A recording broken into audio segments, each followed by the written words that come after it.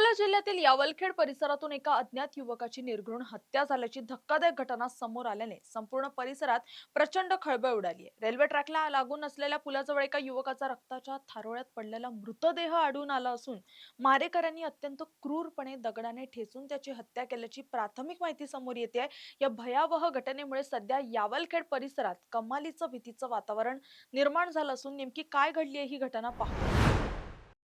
यावलखेड परिसरातील रेल्वे पुलाजवळ अंदाजे 22 ते 25 वर्ष वयाच्या एका अज्ञात युवकाचा मृतदेह सापडल्याने परिसरात एकच खळबळ उडाली। मारेकऱ्यांनी युवकाच्या डोक्यावर आणि चेहऱ्यावर दगडाने सपासप वार केल्याने त्याचा चेहरा छिन्न विचिन्न झालाय। तसंच कोणतीही ओळख पटवणारी वस्तू न सापडल्याने मृतकाची ओळख अद्याप पटू शकलेली नाहीये। घटनेची माहिती मिळताच बोरगाव मंजू पोलिसांनी तातडीने घटनास्थळी धाव घेत मृतदेह ताब्यात घेतला असून पंचनामा करून पुराव्यांच्या आधारे तपासाची चक्र गतिमान केली आहे। ही हत्या नेमकी कोणत्या कारणातून झाली, मृत युवक कोण होता आणि यामागे कोणते नराधम आरोपी आहेत याचा शोध आता पोलिसांचं पथक घेत आहे।